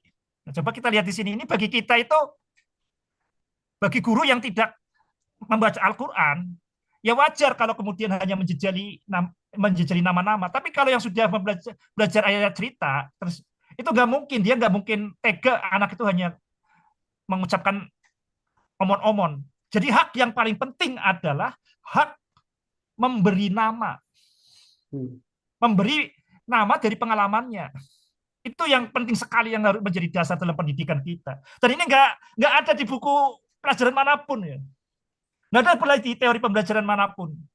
Bahwa hak yang paling dasar dalam pembelajaran itu adalah hak memberi nama dari pengalamannya. Berapa sisa salak Ali? Ya. Nah, ini sini ada banyak kata-kata ini. Kata-kata di sini kan misalnya kata-kata memberikan. Kata salak mungkin sudah ini ya. Kata salak, kata sisa. Ini akan jadi omon-omon kalau anak itu nggak memiliki pengalaman. Nah, ketika itu makanya untuk mempelajari, untuk melatih mereka di tim matematika detik itu ada totalnya ada 5, kadang 6 ya, 5 sampai 6, kadang 7. Jadi minimal 5. Itu ketika saya menyampaikan hal ini, jadi jangan sampai hak anak Adam yang paling dasar yaitu hak memberi nama itu diabaikan. Jadi pendidikan kita itu rusak karena pendidikan matematika kita itu jauh dari Al-Quran. Ini sangat jelas seperti ini. Kita diambil contoh. Memberikan itu apa? Dipraktekkan. Karena salak tidak ada, itu di kami itu menggunakan namanya setik ya. Jadi saya meminta dari tim itu untuk menyediakan setik. Jadi Ali punya setik 7. Nah, setik es krim. Ada 7 seperti ini. Ini kemudian diberikan 2, memberikan kepada temannya 2. Ada sisa berapa? Nah, itu praktek langsung. Ada praktek langsung. Nah, apa inspirasi kemudian seperti itu? Ya, sekali lagi inspirasinya dari Al-Quran. Inna sam'a wal basara wal fu'ada kullu ulaika kana anhu mas'ula. Jadi kalau praktek langsung, pengalaman langsung, itu yang terekam bukan berbentuk kata-kata. Yang terekam itu juga berupa emosi. Jadi emosi itu sebenarnya rangkuman informasi yang sangat, yang sebagian besar itu tidak bisa dikodekan, tidak bisa disimbolkan dengan bahasa. Nah, ini yang bisa kita pelajari dari bagaimana Allah Subhanahu wa taala itu mengajari malaikat. Jadi mengajari malaikat itu dengan malaikat itu mengalami sendiri. Mengalami sendiri apa yang Allah katakan yaitu inni a'lamu ma la ta'lamun. Inni a'lamu ma la ta'lamun itu abstrak. Jadi yang perlu kita sadari apapun yang secara verbal yang masuk ke telinga kita itu pada dasarnya abstrak. Itu bukan makanan anak kecil. Kata-kata memberikan sisa itu bukan makanan anak-anak di matematik seperti ini. Itu makanannya terlalu keras. Perlu dilembutkan. Jadi bubur baru bisa dicerna oleh anak-anak. Yang terjadi sekali lagi ini sangat terjadi di anak itu belajar matematik itu jadi rusak sekali lagi karena tidak dipandu dengan Al-Quran. Nah, itu salah satu di sini. Dan hal yang paling dasar juga di sini itu kita sekali lagi ini yang sejak awal saya sampaikan ke tim. Jadi jangan sampai guru itu merasa mengajari anak-anak. Kenapa? Yang mengajari matematika, mengajari memberi nama itu adalah Allah Subhanahu wa taala langsung. Jadi tugas kita itu yang sudah ada di dalam diri anak, yang sudah ada programnya itu diaktifkan. Kalau guru sejak awal itu merasa mengajari, itu mengasah dia itu yang sumber pengetahuannya. Itu sejak awal itu sudah salah, sudah keliru, sudah merusak. Ya. Karena bertentangan dengan Al-Quran. Jadi kalau sejak awal kita tahu kita tuh hanya mengaktifkan program yang sudah ada di dalam diri anak, nah itu akan luar biasa. Gurunya nggak stres, anaknya pun akan lebih cepat untuk menangkap, menyerap. Karena ini semua itu hanya tentang diri saya, tentang program yang sudah ada di dalam diri saya. Ini sangat luar biasa ya. Mudah-mudahan ini di SMP ITR Munafi, Ustadz Mufrodi ya. Jadi sekali lagi itu jangan usah ragu ya. Jangan usah ragu, buang sejauh-jauhnya matematika yang tidak ada dasarnya di Al-Quran. Kita sudah telanjur ya. Mengimani Al-Quran, kita terapin Al-Quran seperti ini. Cuma orang-orang yang nggak yakin dengan Al-Quran itu kan membisikkan kita dengan cara untuk meragukan macam-macam ya. Jadi sangat aneh ketika kita kemudian mengaku seorang Muslim, ketika bingung dengan masalah misalnya di ini begitu rendahnya prestasi kemampuan berpikir dan sains bangsa Indonesia itu larinya kemana-mana. Dan kita punya Al-Quran itu buat apa? Itu seperti itu Ustadz Mufradi. Saya kembalikan dulu ke Ustadz Mufradi. Mungkin ada yang mau bertanya atau merumuskan pertanyaan. Saya izin ambil minum dulu. Siap, silahkan Ustaz. Ya, baik sahabat sekalian, ya masih semangat ini. Ya Pak Edi, Masya Allah ya. Pak Fatur Rahman, masih siap ini mau menyampaikan pendapatnya. Kemudian Ustadz Ade Mahnun, ya, apa sambil perjalanan nih. Ya, tadi sudah diterangkan ya tentang pembelajaran banyak sih ya, poin-poin pembelajaran ya bahwa hak dasar anak adalah memberi nama pada pengalamannya itu. Cuma memang di pendidikan hari ini anak ya diminta memahami itu, mengikuti pengalaman gurunya itu. Ya yang kemudian tadi ya istilahnya penjajalan ya. Ya mungkin Bapak Ibu ada yang mau mengkonfirmasi atau menanggapi atau mengomentari ya. Monggo Pak Edi dulu ya mungkin. Monggo Baik, Pak. terima kasih Ustaz. Bismillahirrahmanirrahim. Assalamualaikum warahmatullahi wabarakatuh. Waalaikumsalam Waalaikumsalam warahmatullahi Ya, warahmatullahi ya wabarakatuh. terima kasih Ustaz Mufradi dan Ustaz Tohaya atas uraiannya tadi ya. Saya sih sebenarnya belum nyambung antara nanti mungkin pengertian matematika yang dari Al-Quran itu dengan praktek matematika yang sekarang diajarkan di sekolah-sekolah. Tetapi pengalaman bahwa mengajarkan anak itu adalah mengaktifkan apa yang sudah ada di dalam dirinya dengan cara belajar aktif barangkali begitu ya. Eh, itu juga sudah mulai saya coba praktekkan di sekolah-sekolah yang saya kelola. Em, saya menamakannya belajar berbasis aktivitas gitu. Jadi em, sesuatu itu si anak nanti punya tujuan dari pembelajarannya itu dan dia memang aktif mensimulasikan ya, mensimulasikan pembelajaran.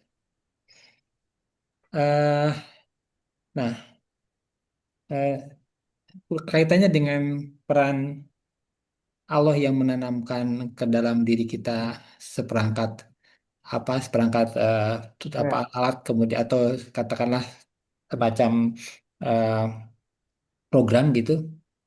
Nah, problemnya adalah eh, bagaimana mekanisme agar program itu dapat diaktifkan gitu.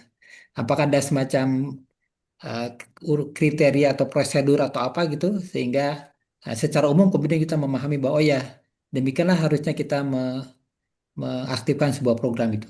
Sementara itu barangkali Ustaz. Terima kasih. Oke, matur nuwun, Pak Edi. Ya, pertanyaan sangat menarik nih.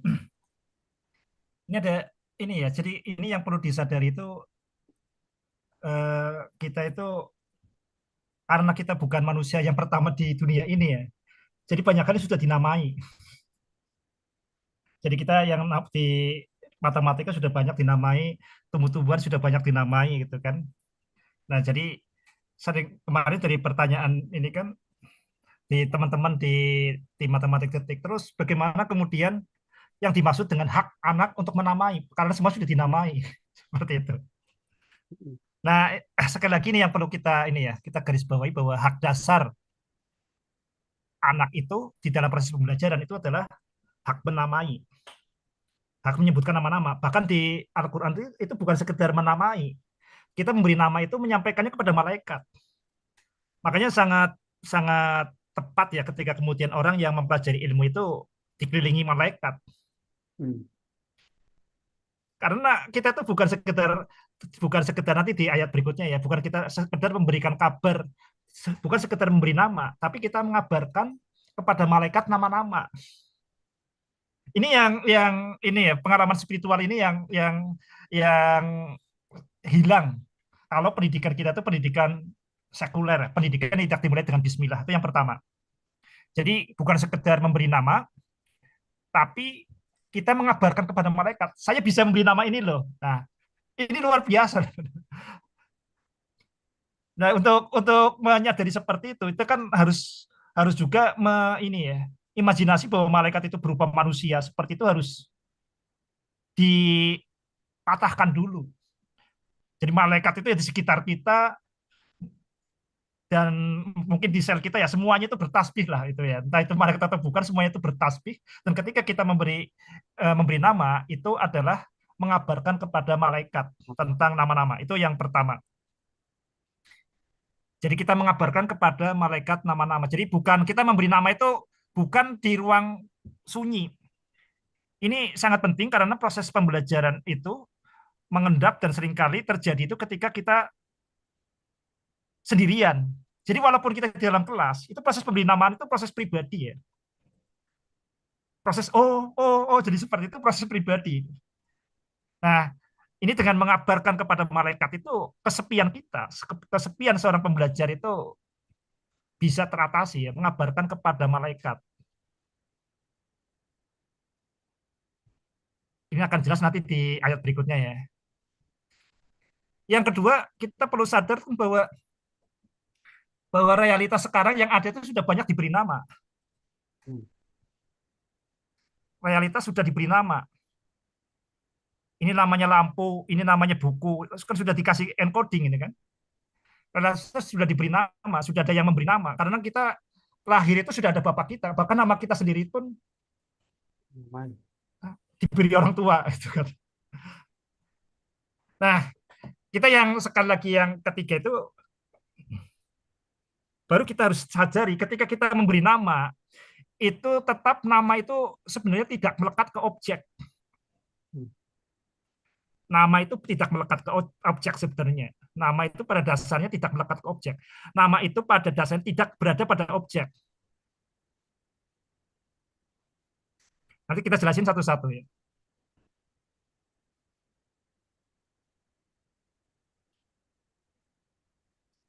Oke, ini mungkin 3 hal yang terinspirasi dari pertanyaannya Pak Edi. 3 hal ini ya. Yang pertama ini luar biasa sekali ya. Ini sebenarnya ini pengalaman luar biasa setelah sadar kita itu memberi nama-nama ketika menemukan sesuatu belajar itu menyebabkan itu kita tidak hanya belajar ditemani kopi Pak Edi ya, tapi belajar itu ditemani malaikat. Nah, ini yang nggak ada di dunia ini ya. Ini belajar ditemani malaikat udah. Nah, itu yang nggak mungkin ada kurikulum diganti apapun kalau selama kurikulum itu tidak basisnya itu tidak Al-Quran, dasar itu dari Al-Quran. Jadi belajarnya itu ya hanya ditemani lampu meja, kemudian kopi, buku-buku, atau ditemani musik atau apa, tapi nggak ditemani oleh malaikat. Ini nggak mungkin ya. Jadi jangan berharap kemudian kita merasa anak itu ditemani malaikat itu kalau kemudian proses pembelajaran itu pada dasarnya kan kita berhadapan dengan buku-buku, dengan nama-nama, dengan istilah-istilah. Itu kalau tidak dimulai dengan basmalah. Oke, sekarang kita akan bahas ke yang 2 dan 3. Kita ke yang kedua dulu ya. Realitas pada dasarnya diberi nama. Oke, ini yang perlu disadari seperti ini. Jadi bahasa itu sebenarnya itu sangat aneh, kacau balau. Kita ambil contoh seperti ini. Kita yang pertama, sesuatu itu ujuk-ujuk. Misalnya seperti ini. Kalau misalnya ada ayam. Kita beri nama ayam. Ada kemudian bebek. Kita mau mengasih nama satu. Ini jadi namanya apa? Kalau ada ayam, ada bebek namanya. Kepada yang tahu mungkin ada ayam, ada bebek berarti itu apa? Unggas. Unggas. Kita lihat di sini. Ini unggas. Coba di sini tuh ada sesuatu yang ujuk-ujuk ini kan. Unggas itu munculnya dari mana? Ayam unggas ini unya muncul dari mana? Ujuk-ujuk muncul dari mana ini? Gas dari mana? Ini ada ujuk-ujuk seperti ini. Ini sesuatu yang ujuk-ujuk. Kalau ini kita tuh seringkali kalau kita tidak menyadari seperti ini betapa beratnya tuh anak tuh belajar tuh seperti itu. Ujuk-ujuk kok unggas tuh muncul dari mana? Hmm. Ini kalau seperti ini bukan cara ini ya, cara logika bekerja. Ini cara bahasa bekerja memang seperti ini bahasa manusia. Kalau cara bahasa manusia itu seperti ini ya. Kalau cara logika ada F1, ada F2, maka dikasih nama F. Ini kan logis kan? Ada hubungannya, tapi ketika di sini kan ujuk-ujuk. Ada satu contoh yang ujuk-ujuk yang sangat luar biasa, dan ini saya kan ngajar guru-guru ya, dan guru-guru itu di sekolah Albiru ini sekolah ini yang eksklusif ya. Itu ada sesuatu seperti ini yang nggak banyak orang, banyak juga ke guru-guru kemana tuh jarang yang sadar seperti ini. Ada ujuk-ujuk, misalkan seperti ini, saya ambil contoh yang berdasarkan pengalaman. Ini ada lingkaran seperti ini. Ini ada lingkaran seperti ini. Nah, ini memberi nama ya. Ketika kita memperhatikan sesuatu menjadi pusat perhatian, maka kita beri nama. Titik ini menjadi pusat perhatian. Kita kasih nama O misalnya. Di sini kan ada titik juga sebenarnya. Tapi kita bukan pusat perhatian, ya kita nggak usah kasih nama. Oh, ini jadi pusat perhatian, kita kasih nama A. Ini kesadaran memberi nama ini perlu disampaikan. Anak-anak tuh supaya merasakan ini A. Sebenarnya boleh nggak dikasih nama Peggy? Ya boleh. Tapi yang sering kali nggak disadari, seolah-olah tuh pemberian nama itu bukan sesuatu yang bebas. Itu yang kebebasan memberi nama itu yang sangat hak asasi, hak ilahiyah lah ini ya. Yang diberikan Allah itu hak memberi nama. Ini A, ini B misalkan, ini menjadi perhatian kita dikasih nama B. Ini memberi perhatian kita kasih nama C. Oke. Itu yang pertama, kita akan lihat bagaimana ujuk-ujuknya yang namanya bahasa seperti ini. Kalau kita lihat sini, kalau dari A ke B, ini namanya apa Ustadz Mufradi? Lengkungan ini dari A ke B namanya apa? Jadi saya tanya karena kayak bukan guru matematika. Namanya apa Ustadz Mufradi? Namanya garis AB. Lengkungan A dan B gitu kan ya. Ah, Lengkungan A dan B. Nah, ini supaya untuk kemudahan ini kan kita bayangin seperti ini ya. Ini kalau panah itu seperti ini. Ini ada anak panah seperti ini. Maka yang ini adalah busur. Yang ini adalah tali busur. Maka kita sebut ini AB itu sebagai busur AB lengkungan ini. Karena mirip ini kan lengkungan ini. Ya.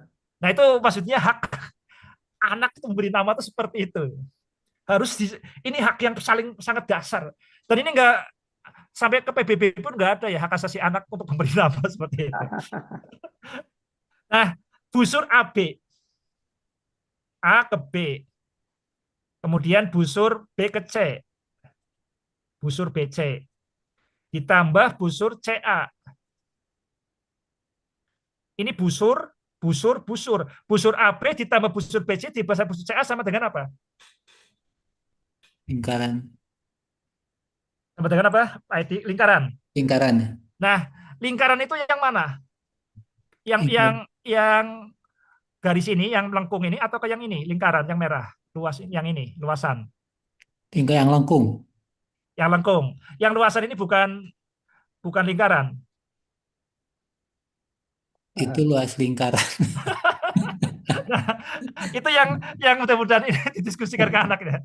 Nah, ini yang ujuk-ujuk di sini kan, ini busur. Ujuk-ujuk muncul keliling lingkaran. Kan ujuk-ujuk, kata keliling dari mana? Mirip seperti ini, ayam, bebek, tiba-tiba muncul unggas. Ya. Nah ini yang karena ini sudah diberi nama kan, realitas sudah kadung diberi nama, ini namanya keliling, ini namanya busur. Dan seringkali hubungan ini nggak jelas. Nah, itu bahasa manusia itu bahasa yang muncul secara alamiah, itu acak seperti itu. Makanya kemudian muncul logika, muncul matematika, itu yang tidak peduli dengan keacakan itu, tapi kita ditertibkan secara visual. Jadi yang lebih konsisten ada bahasa visual. Ini bisa kelihatan ya. Jadi betapa ujuk-ujuk busur tambah busur sama dengan keliling. Munculnya dari mana? keliling itu. Sama seperti ini. Ayam tambah bebek, unggas sudah dari mana? Ini hanya bisa dipahami kalau kita paham ada gambarnya. Tapi anak nggak ada gambarnya, busur AB ditambah busur BC. Busur AB apa? Anak belum tidak beri kesempatan untuk memberi nama. Gambaran di otaknya belum terjadi. Belum terjadi. Itu yang menjadi pendidikan itu menjadi penghancuran hak asasi manusia, hak asasi anak. Tapi nggak mungkin, sekali lagi ini nggak mungkin ada di dokumen manapun, termasuk di pendidikan manapun, bahwa hak yang paling dasar anak itu sebagai calon khalifatul fil ard itu adalah hak memberi nama, kebebasan memberi nama. Oke, ini bisa kebayang ya. Itu yang pertama, realitas itu sudah diberi nama seperti itu. Ini ada contoh lain ya, contoh lain yang mau saya sampaikan, tapi ini saya tak foto dulu. Mungkin ada yang tanggapan dulu, Pak Edi, supaya sebelum saya lanjutkan. Iya, ya sudah lebih jelas, Ustaz. Oke Itu ya. jadi mendefinisikan barangkali ya sesuatu. Kita harus membuat jelas pada anak-anak gitu ya. Ya, dan Apa itu bedanya menamai dan mendefinisikan nantinya? oke, menamai dan mendefinisikan. Oke, oke. Wah, ini tuh ayatnya luar biasa banget ya. Dan ini Allah tuh nggak keliru menempatkan ayat cerita Al-Quran Nabi Adam itu di yang pertama ini. Ini kan kisah yang pertama di Al-Quran ini ya. Karena ya harusnya ini fondasi dari pembelajaran di sini. Lupakan yang dari barat itu atau apapun tuh, lupakan itu kalau sebelum kita terinspirasi Al-Quran ini. Oke. Kita akan berlanjut kemudian berkaitan dengan ini ya. Mungkin mendefinisikan seperti itu ya. Kita akan lihat. Di sini kita ambil contoh seperti ini. Tapi sebelumnya saya perjelas seperti ini dulu. Jadi ini mengapa matematika itu penting ya, ya karena ini kan pesantren ilmu eksakta ya. Jadi seperti ini juga kita perlu perjelas. Jadi bahasa manusia itu selain acak, itu bahasa manusia yang kita gunakan sehari-hari, itu pada dasarnya adalah bahasa telinga, bahasa verbal. Itu yang perlu kita sadari, bahasa verbal itu menyesatkan.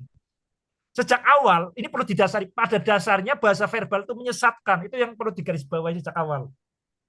Kecuali lah, jadi menjadi bahasa verbal itu tidak menyesatkan itu pengecualian. Tapi kita perlu disadari bahasa verbal itu pada dasarnya menyesatkan.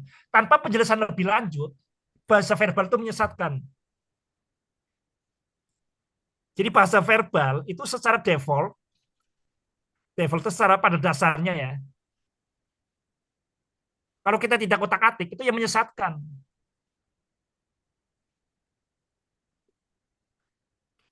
Coba kita lihat seperti ini ya. Kita akan ambil contoh seperti ini. Kalau ada kata lingkaran, mana yang lebih dekat dengan lingkaran? Ingkaran atau persegi? Coba gunakan telinga. Karena bahasa verbal kan bahasa telinga. Mana yang lebih dekat dengan lingkaran? Ingkaran atau persegi? Ingkaran. Ingkaran. Kita tersesat di sini. Bahasa verbal itu pada dasarnya menyesatkan. Itu harus disadari sejak awal. Padahal ini hubungannya kan dibandingkan dengan persegi. Tapi kalau kita divisualkan, ini kalau kita pakai telinga ya, kalau verbal itu lebih dekat ke sini. Tapi kalau secara visual, lingkaran itu seperti ini. Persegi itu ini. Nah, jadi dekat kan? Ini kalau secara visual. Ini yang bahasa yang basoriat di sini. Ini yang hilang di umat Islam. Tidak secara sadar melatih bahasa visual. Jadi kita itu umat Islam itu terjerat dengan Arabisasi, menganggap yang namanya Islam itu Arab ya. Fal Arabiyu yuhibbu luhotan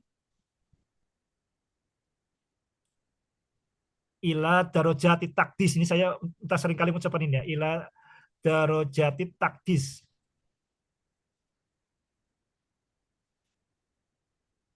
Darajati takdis, at-takdis, takdisu itu menyucikannya, sakralisasi.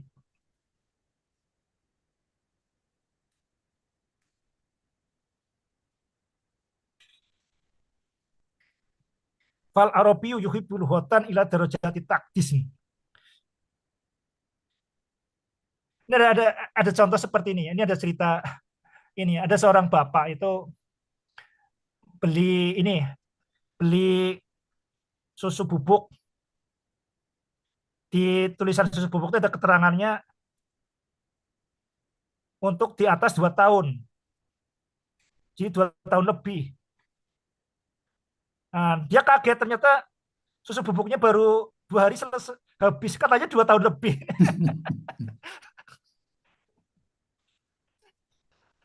Jadi bahasa itu secara dasar itu menyesatkan. Jadi kita bisa mengotak-atik bahasa itu benar-benar ini sangat bebas sekali. Makanya perlu menghindari visualisasi, itu menghindari penjelasan. Jadi yang visualisasi ya ini adalah klarifikasi, kejelasan.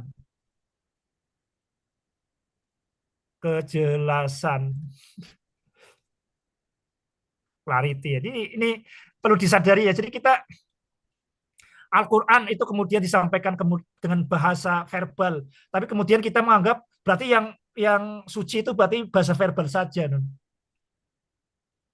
Enggak seperti itu. Di Al-Quran itu perintah untuk menggunakan mata. Mata itu lebih banyak daripada telinga. Itu sampai 6 kali kalau nggak salah ya. Jadi dari ainun, uyunun itu 6 kali lebih banyak, kalau saya lupa ini sekitar jauh lebih banyak daripada penggunaan telinga, udhunun. Jadi ini yang hilang di umat Islam tuh ini karena Al-Quran itu pakai bahasa verbal, maka yang disakralisasi itu bahasa verbal.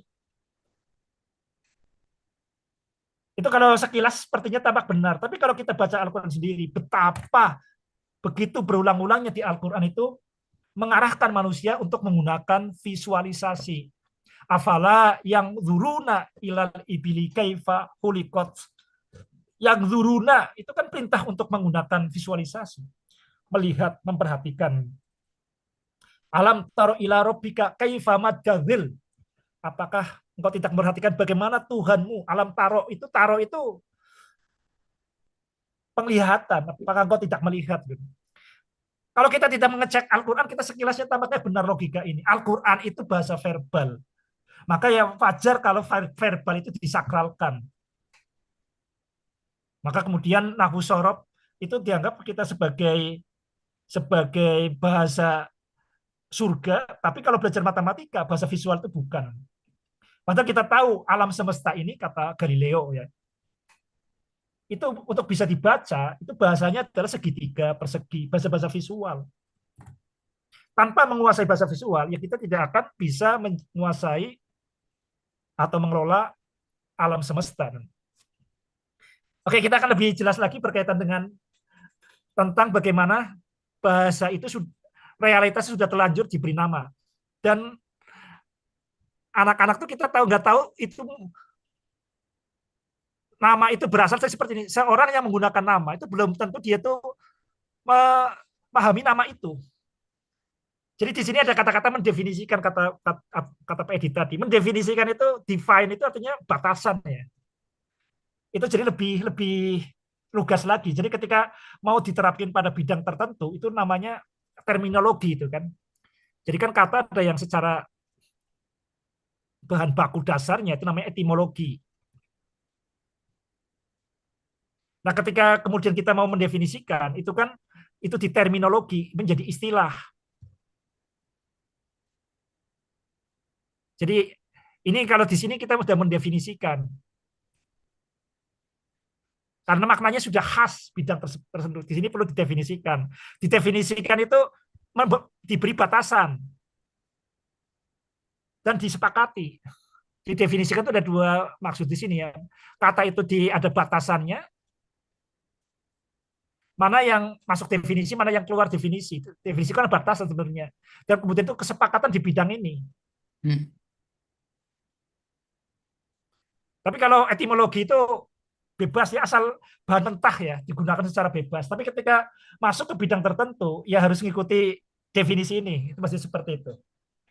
Itu ketika suatu bahasa itu mau dibuat secara ketat, maka perlu terminologi, perlu pendefinisian. Nah, ini ada satu hal yang sangat menarik. Seseorang menggunakan istilah itu belum tentu dia sadar. Saya tanya seperti ini. Saya tanya ke ini ya, ke murid homeschooling saya di Salatiga seperti ini. Radius itu apa? Nah, saya mau bertanya di sini. Radius itu apa coba? Ada yang ini Ustadz Rohman jangan menjawab ya. Ini Ustadz Mufrodi. Radius itu apa?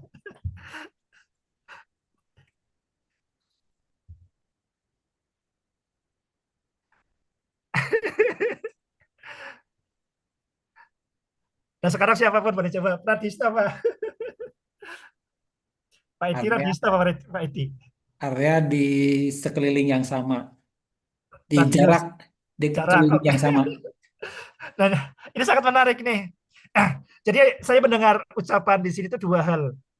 Yang pertama itu sebagai radius itu jangkauan, yang kedua itu jarak.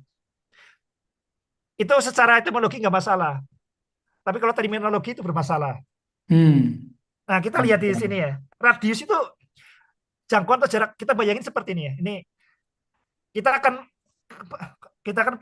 ketika kita memberi anak kebebasan, memberi hak, memberikan nama, nama itu sebisa mungkin itu berasal dari pengalaman si anak itu.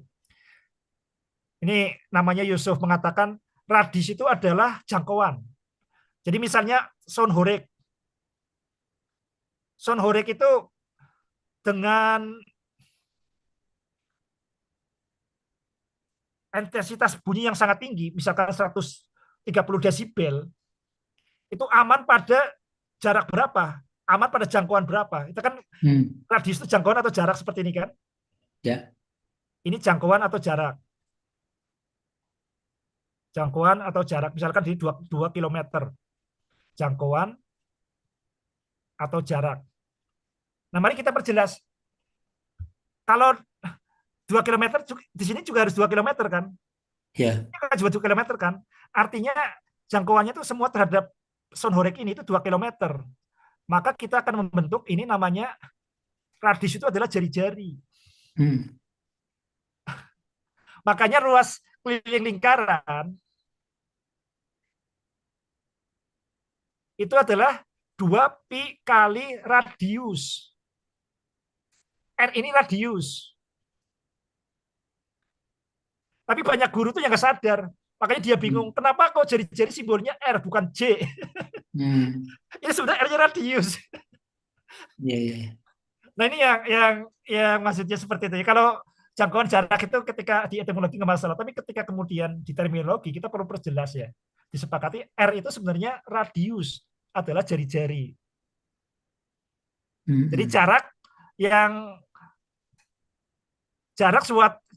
yang sama besar. Ya terhadap titik pusat lingkaran. Iya. Itu namanya radius. Ini jari-jari. Jadi kata radius itu kan sudah diberi nama, sudah ada yang memberi nama. Nah, bagaimana anak itu tidak dicekoki kata radius? Jari-jari juga sudah ada diberi nama. Di buku cetak sudah ada kata-kata jari-jari. Nah, bagaimana hak anak memberi nama itu bisa difasilitasi? Nah, ini salah satu contohnya seperti ini. Nah, ini pentingnya sekali lagi ya tentang bagaimana Quran surat Al-Baqarah 33 ini sangat penting sekali.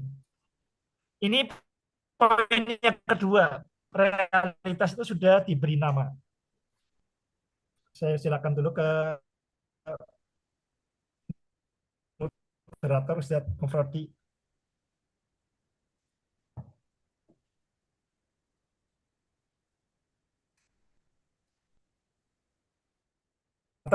Ada yang mau disampaikan Pak Edi? Iya, cukup dulu kayaknya. Teman? Ya. Tapi mungkin kesimpulannya boleh saya sedikit buat saya mencerna bahwa memberi nama itu berarti bahwa Oke. ketika dia sudah ada pengertiannya, maka kepada Silakan. anak tuh diberikan kesempatan memahami dari pengalaman dia sebelumnya. Jadi maksudnya dari pengalaman itu kemudian dia memaknai Ya, sebuah makna gitu, sebuah ya, itu ya, sebuah ya, sesuatu yang sudah didefinisikan itu tadi ya. persis inner inner out ya. Jadi pemberi nama itu inner out. Jadi dari Inner out ya. Iya anak ya. itu, jadi ini kan di diri kita, ini alam semesta ya. Realitas di simbol tiga ini kan di alam semesta ini memberi nama itu seperti ini proses. Nah, inner out itu proses memberi nama. Jadi bukan dijejali nama. Mm-mm. Ini yang menjadi masalah pendidikan kita. Sebenarnya pendidikan kita tuh apapun tuh masalah paling besarnya di sini ya. Mm. Tidak sesuai dengan Al-Quran. Jadi ini yang sangat penting sekali betapa pentingnya pemberian nama. Ambihum bi asma'ihim. Jadi bukan sekedar memberi nama.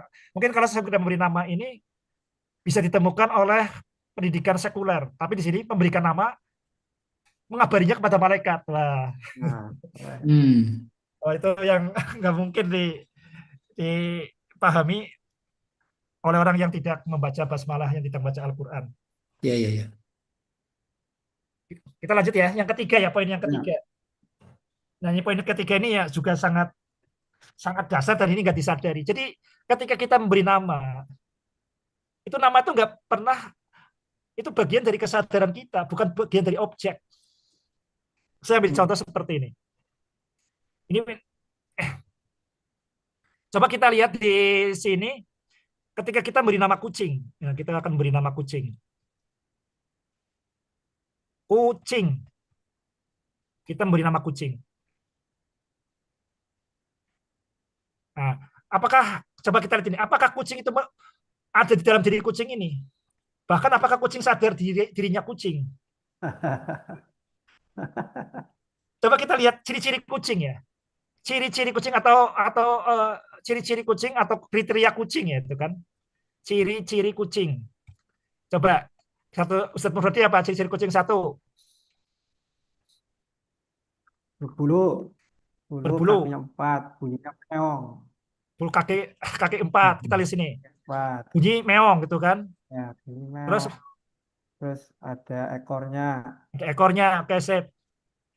Coba ada nggak syaratnya itu kemudian bernama kucing?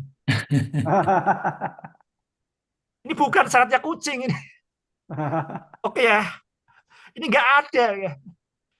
Kalau berburu ini ada sih, tapi nama kucing itu nggak ada. Ini yang perlu disadari ini. Ini yang banyak orang nggak sadar ini. Nggak ada yang namanya kucing itu. Ah, Jadi nama kucing itu bukan ciri-ciri kucing. Iya. ah. Dan ini nanti kita berkaitan ini sangat mendasar. Termasuk ketika kita beri nama ini, misalnya ada satu kucing ini ya. Ini ada, oke, dipahami pelan-pelan dulu ya. Ini ada satu hal lagi yang sangat mendasar di dalam keilmuan yang tidak disadari dan ini menjadi terang benderang kalau kita membaca Al-Quran. Ini terus terang ketika saya mengatakan Al-Quran bukan ini ya, bukan basa-basi. Itu yang saya mengalami sendiri, memahami ini setelah baca Al-Quran. Baru kemudian ketika membaca lagi buku ini, oh jadi terang ya. Jadi yang saya sampaikan itu pengalaman saya, pribadi. Oke, jadi bernama kucing itu bukan bagian dari kucing. Ini yang perlu disadari ya. Nggak ada yang namanya ciri-ciri kucing adalah bernama kucing, enggak. Hmm. Kucing itu bagian dari kita, bagian dari kesadaran kita. Hmm. Mm-mm. Nah, ini ada yang kalau ini bisa kita akan lanjut nanti berkaitan dengan kenapa muncul kekacauan pikiran satu tambah satu sama dengan dua itu tidak dibuktikan. Sebagai aksioma ya, itu kesesatannya itu di sini. Kita akan terang benderang. Itu karena tidak membaca Al-Quran nanti. Maka satu tambah satu nggak menyadari itu. Nanti kita lihat sini. Sekarang kalau kita lihat di sini, ini kucingnya ada berapa? Atau Satu. Apakah satu itu melekat pada kucing? Ini pun enggak. iya. Ini enggak melekat pada kucing ya, satu ini. Tapi Aristoteles Ini yang kemudian dianut orang yang susah banget ini akidah konsep pembuktian itu. Itu menganggap kata satu ini adalah bagian dari karakter benda. Hmm. Jadi kucing ini ciri-cirinya berbulu, kaki 4, meong, berekor, dan dia juga satu itu melekat di sini. Sekali lagi yang namanya bernama kucing dan dia itu ada satu kucing, ini adalah tentang memberi nama. Yeah. Jadi itu urusan kita. Dan karena urusan kita inilah kita kemudian bisa mengelola alam semesta secara kualitatif dengan memberi nama, secara kuantitatif dengan memberi angka. Hmm. Sangat terang benderang ini kan. Ini tinggal masalahnya kita umat Islam tuh ini ya pede banget dengan Al-Quran ini. Kuantitatif. Makanya ketika dia mengatakan 1 tambah 1 sama dengan kucing itu ada apel. Ada misalnya ini ya. Ini ada kucing 2 ini kan. Tuh kucing 2. Ini kucing ada satu kucing, ini 1 kucing. Makanya ada 2. Pembuktiannya kan seperti itu. Seolah-olah 1 itu melekat pada kucing ini. Padahal penamaan ya. Itu penamaan bisa kita menamain ini kucing. Ini bisa juga ini kucing bukan kucing 2. Nah, ya mungkin di sini kelihatan seperti ini ya. Tapi 1 tambah 1 sama kucing. Kalau ini misalnya kucingnya misalnya kucing ini kucing desa. Ini kucing yang mahal, kucing apa? Anggora. Anggora. Misalnya ini kucingnya 2, kucing Anggora misalkan harganya berapa? 5 juta. Dan ini kan 2 juta. Ada 2 kucing. Berarti 10 juta dong. Nah, ke 1 tambah 1 2. Oke, karena bingung juga kan. Jadi saya sempat ini kan waktu ini berdebat dengan ini Gus Awa Abdul Wahab Ahmad ya, Dr. Abdul Wahab Ahmad. Nah, coba ini satu kambing ditambah 1 kambing berapa? Ini kata Gus Awa. Dr. Abdul Wahab Ahmad. 1 kambing ditambah 1 kambing berapa? Tanya ke saya ini. Saya bilang, ini kambingnya sama atau beda? Ya kambingnya sama, kata Gus Awa, kambingnya sama. Saya jawab, kalau kambingnya sama, ya 1 kambing tambah 1 kambing ya 1 kambing. Kan kambingnya sama. Ini seperti ini matahari di Bandung, 1 matahari di Bandung, ditambah 1 matahari di Tegal. Jadi kerancuan bahasa seperti itu yang nggak bisa dipahami oleh komputer ya. Karena kalau kita mau mengelola alam itu kan harus didefinisikan, harus jelas mungkin. Bahasanya harus ditertibkan, perlu definisi. Nah ini harus disadari, ini baru saya kan baca buku psikologi kognitif ya, linguistik dan sebagainya. Ini baru menjadi terang benderang ketika baca Al-Quran loh. Jadi selama ini penjelasannya itu kemana-mana ya, tapi ketika oh iya kita tuh memberi nama, ambihum bi asma'ihim. Dan kalau kita baca jelas sekali di Al-Quran dan hadis, itu kan nanti di Al-Quran itu kan berkaitan dengan pemberi nama, berarti berkaitan dengan kemampuan kualitatif. Nanti di hadis itu Nabi Adam itu nanti berkaitan dengan kemampuan kuantitatif. Nah, jadi sudah sangat terang benderang. Gak usah cari-cari yang lain. Ini ya sekali lagi ya, ini umat Islam itu serius enggak sih? Agama Islam Quran ini serius enggak?